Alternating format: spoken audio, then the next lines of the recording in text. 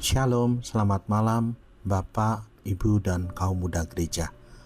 Malam hari ini kita akan mendengarkan renungan sebelum kita tidur.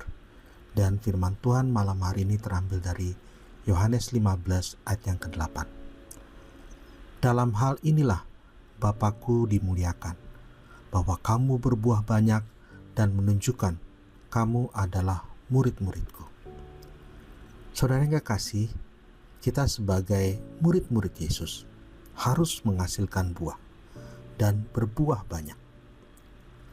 Kalau pohon mau menghasilkan buah yang baik dan banyak, maka petani akan mencari bibit pohon yang baik.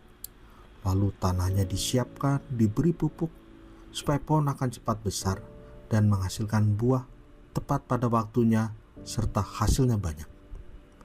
Ada usaha yang dilakukan, seperti memberi pupuk, menyirami, menjaga dari hama dan gulma, membersihkan dari dahan-dahan yang tidak berguna, dan akhirnya pohon akan menghasilkan buah tepat pada waktunya dan hasilnya pun banyak.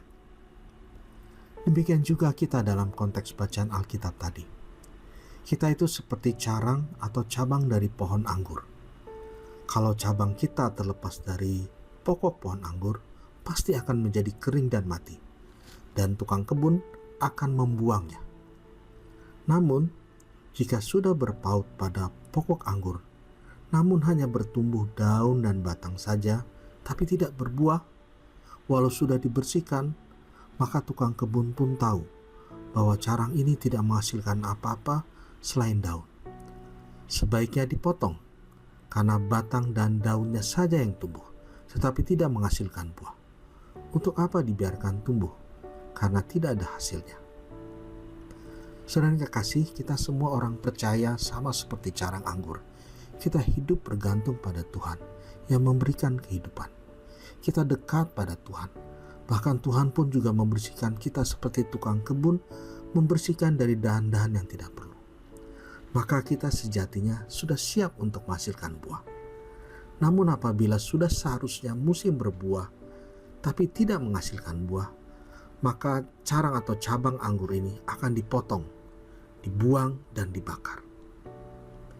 Demikian juga kita sebagai orang Kristen, yaitu yang dikatakan murid-murid Yesus. Kalau kita hanya mempunyai label Kristen, namun kita tidak hidup dalam firman Tuhan, dan firman Tuhan tidak hidup dalam kita, maka kita sama seperti batang anggur yang tidak berbuah, dan dianggap tidak berguna, dan akan dimusnahkan.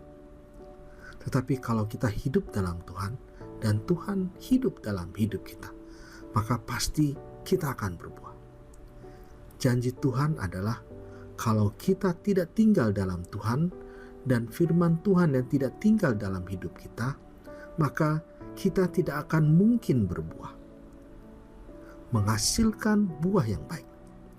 Namun bila kita hidup ada dalam Tuhan, dan firman Tuhan yang hidup melalui atau dalam hidup kita, maka kita dinamakan menghasilkan buah, dan buahnya banyak. Dan inilah murid-murid Kristus. Selamat menghasilkan buah. Tuhan Yesus menyertai kita. Amin.